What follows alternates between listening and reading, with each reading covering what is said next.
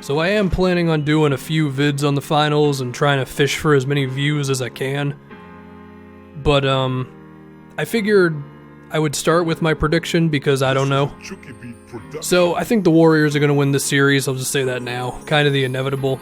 But there's a lot of things to talk about. I think the first thing to address is how are the Warriors going to slow down Kawhi Leonard? Because we remember the game one with the Spurs before Kawhi got injured. It seemed like they were going to win that game, the Spurs, and the Warriors were having a lot of trouble with Kawhi.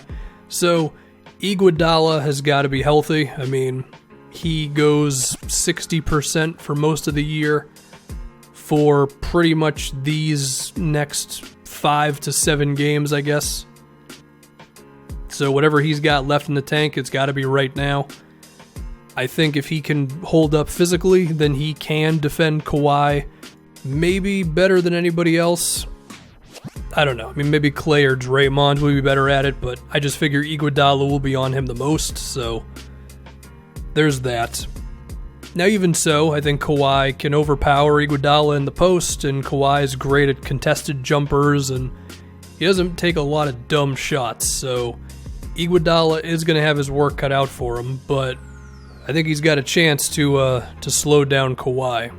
And then as for the Warriors as a whole, how are they going to defend him? I mean, they're going to dare dudes to make shots. They're going to dare Siakam to make them. I mean, what did Siakam shoot in the series against the Bucks? He shot 25% from 3. I'm going to guarantee you the Warriors are looking at that. And they're assuming that either the same thing is going to happen or it'll be a little better, but still not that bad, to where they're okay with that.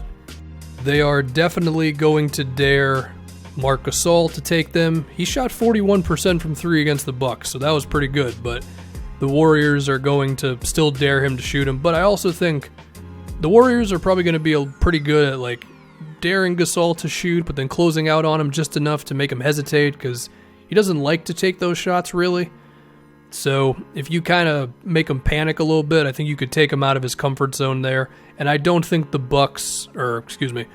don't think the Raptors are going to throw the ball to Gasol in the post like that, which maybe wouldn't even work that well anyway because of how good the Warriors are, like swiping at post defenders. And I mean, if Draymond is at center, then he's maybe the best post defender in the league. So I do think they're going to have an answer for Marc Gasol. It would be awesome if he had more time with this team and they could really run offense through him, but I just don't think this team really operates like that.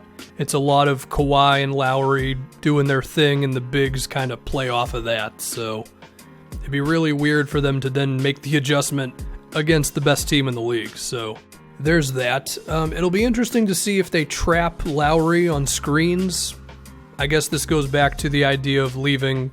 Obviously, you have to leave somebody open if you're trapping, so there's that. But, you know, with Siakam, like, he can actually make a play if you trap the ball handler, so it would be smart for the Raptors to have him screening for Lowry a lot if the Warriors choose to do that. I mean, they did trap quite a bit against the Blazers, and they did kind of throw Dame out of the game there, and Lowry is not as good as Damian Lillard, so it'll be interesting to see what happens there. I guess, could we see more moments of the Raptors using Lowry off the ball? Yeah, potentially, but the Warriors are going to switch a lot of that. So Lowry may be forced to just beat guys in ISOs, and I mean, not to say he can't do it at all, but I do fear that he's just not going to be good enough at it.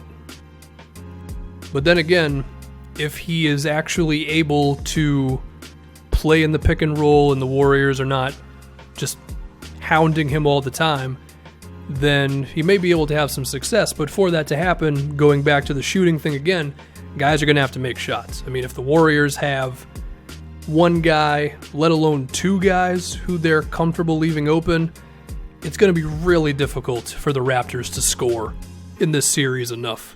I do think Kawhi is going to be able to do his thing, but, you know, whole basketball team, all that stuff. And everything that I said before about Marc Gasol and all that, same things can be said for Serge Ibaka. I don't think Ibaka is good enough on offense to really freak Golden State out like that. Because, I mean, Like, if he's in the game and he's screening for Lowry, they're definitely going to trap Lowry at that point. Because Ibaka, that dude can't make like 3 dribbles, 2 straight plays, you know? We can also talk about my guy Danny Green, who was terrible against the Bucks. If he shoots 17% from 3, the series is not going to go very long. I mean, the Raptors need Fred VanVleet to make the shots he was making. They need Danny Green to make them. They're going to need Gasol to do well. They're going to need Siakam to at least be respectable. And that's a whole lot of things that need to go the Raptors' way. I guess we can talk about Norman Powell real quick. I mean, if he's going to be hitting threes off the pick and roll, then maybe he's the savior of Toronto, but I feel like he already kind of cooled down after his wild, 2 games against the Bucks. Also, if you really think Norman Powell is going to be the difference against the Golden State frickin' Warriors, whether they have Kevin Durant or not, then I think you're a little out of your mind. Now, if I can be optimistic towards the Raptors offense, they can of course attack Steph Curry. That's always an option against the Warriors. Sometimes it's your only option, really. They can go at whatever big is in the game for Golden State, which I hope for Steve Kerr's sake is basically just Kevon Looney and a little bit of Bogut. The random Damian Jones start, what the hell was that? I'll be surprised if we see Jordan Bell much at all, but, you know, you can force these guys to move on defense, and you can probably have some success with it. And if we're going to see any Lowry pull-up jumpers, then that could be against Andrew Bogut, because I do trust Kevon Looney to be able to step up. And actually, Looney has been kind of, for his role, has actually been kind of amazing for Golden State in these playoffs. Now, what'll be an interesting thing is Kawhi's playmaking, which showed a lot of signs towards the end of that Bucks series.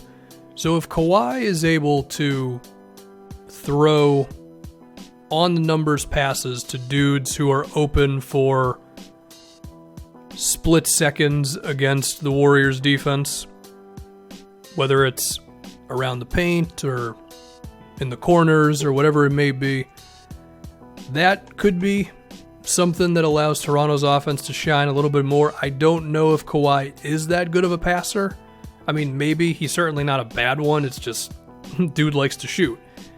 But even so, it still goes back to the idea of dudes are going to have to make shots. So anyway, I think we can move on to the other side of the floor. The Raptors defending the Warriors. So they may have the makings of a team that can actually slow down Golden State a bit. It requires your defense to kind of be one unit, if I can make some hyperbolic term, I guess. But, just the constant rotations and do we switch in this 1 second and all the things that you have to figure out without really talking to each other because of how quickly Steph and Clay and Draymond just operate and the way that those 3 guys just have the same brain on offense. You just have to be really freaking good at not doing anything stupid, and not even just not doing anything stupid, but doing things that a normal NBA team just simply can't do. Whether it's, for example, being able to step up on Draymond after you trap Steph on the screen. And they destroyed the Rockets with that, those side pick and rolls, and they destroyed... Well, I don't remember if they did it as much against the Blazers. I think they did, but you got to be able to defend that. And that's really difficult because 9 times out of 10, Draymond's throwing that lob to like Looney, or he's throwing it into the corner to someone. So you've got to be able to step up on that, and then somebody's got to box out the big. And even through all of this, you have to just hope that now like Iguodala, who's open, is going to miss. And if he makes like 4 threes in a game, then sorry, you're pretty much going to lose. And that's assuming that you don't then allow Clay to get open on some random flare screen. Like, there's so much stuff that you just have to get right against this team. And you could get it all right, and they could still beat you because Steph Curry can make a shot from half court. Now, one interesting thing about Draymond Steph screens is if you have a different defender on Draymond than your typical big dude who's not that athletic, you might be able to switch that. I mean, maybe Siakam himself could switch that, but if you've got Kawhi on Draymond or something, and then you have the switch, and then I guess it's like Lowry on Draymond, which you're not even that upset about, then you might be able to work with that. But even so, it's not like the Warriors are just going to be like, oh crap, they're switching on us, what do we do now? Like, they're always going to have another option. But again, if there is one team who defensively can actually do some of these things, maybe it's the Raptors. Of course, their size is definitely going to help. I mean, I don't expect Kawhi to be on Steph or Clay for the majority of the series, majority of games, but fourth quarters, when it's already close, things like that, we could definitely see it. An interesting thing would be if Kawhi defended like Draymond and he potentially just took him out of the game. That would be actually some pretty interesting stuff. Now, even then, Draymond's going to set screens and he's always going to have some smart thing to do to either get Kawhi off of him or get Kawhi moving on to one of the shooters. Like, he's going to have options to get out of that type of thing. They're going to run handoff plays, and also if Draymond gets a rebound, then he's going to get out in the full court anyway. But that actually could be something. Whether it's Siakam defending Draymond or Kawhi, like maybe there's a guy who can actually kind of neutralize Draymond a little bit. I would like to think that Ibaka could do that, but I don't think he's fast enough defending along the perimeter. Because, I mean, Draymond just runs so many sets, like at the top of the key. And you got to be able to fly around there. And I don't know if Ibaka can really do that at this point. I mean, when Draymond's within the 3-point line, okay, I give Ibaka a chance there. But, you know, the Warriors are going to have counters on counters, and half the time I think Steve Kerr is sleeping and Draymond's the one actually coaching the game. So he's going to have it figured out. I don't think Clay or Steph are going to go on some random cold streak. And if Kevin Durant plays, then he's Kevin Durant. Now, of course, you leave Draymond open, you leave Iguodala open, you leave anybody that is not Steph, Clay, or KD open, and you just hope for the best. The other things are, of course, Toronto's going to have to win the rebound battle, grab a lot of offensive boards.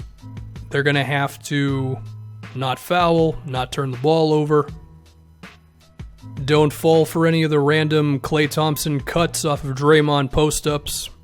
And that's just to give yourself a fighting chance. I guess to think about what lineup would be best for the Raptors defending the Warriors, it might be Siakam at center. And I don't know how much they've really run that.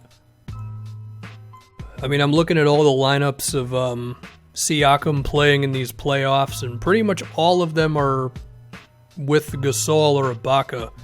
But I guess there's just a fear that there might be too much perimeter play for Gasol and Ibaka to deal with, like I kind of mentioned earlier. Not to say that those two don't have a chance. I mean, you know, Marc Gasol's been a defensive player of the year, and he's still really smart, and he was pretty good at closing out on shooters. So I do want to give Marc Gasol a real chance of being able to defend in the series, and Ibaka's not bad. But in terms of the amount of speed and all that you really need against a team like this, if Siakam was at center, then I guess it's Lowry, Kawhi. Is it Danny Green, Norman Powell, Siakam? I mean, you want to get Van Fleet in there for his shot making, but in terms of the best combinations of size and athleticism and all that, but I don't think the Raptors are going to do that. I don't think they're really ready for that because they pretty much haven't done that at all.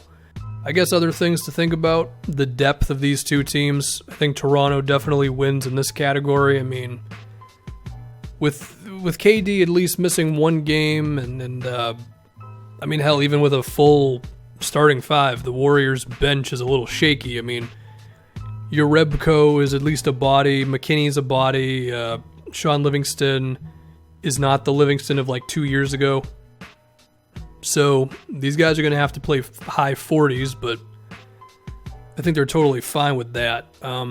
You know, I mean, for what it's worth, like if Iguodala just randomly can't make a shot to save his life, then the Warriors are not going to have like an easy replacement there. Whereas if Danny Green's missing, the Raptors have options, whether it's Powell, Van Fleet, or whatever. So, I mean, you know, that matters. the chances of some random bench dude having a 25-point game are definitely stronger for the Raptors than they are Golden State, and that could be the thing that sways one game towards Toronto, especially if it's at home, I guess. Now, I don't want this whole video sounds like I'm about to pick the Warriors in a sweep, and I wouldn't be shocked if it happened, KD or no KD, but look, I mean, the Blazers, they lost Game 2 by 3 against Golden State. They lost Game 4 by 2 in overtime. I think the Raptors are good enough to turn both of those games into wins, so I'm going to be gutless as I always am and pick the favorite to win in 6 games, but I really wouldn't be surprised if it was 5, and I would actually be kind of shocked if this went 7. I mean, I guess if Iguodala can't play or something, and then we're looking at some Kawhi, Looney, and like Livingston lineups where the Raptors can just totally ignore dudes, then yeah, I guess then we're looking at a deeper series. But assuming no crazy health things go wrong for Golden State, which they always seem to kind of do for some reason, I think this is a 6-game or a 5-game series.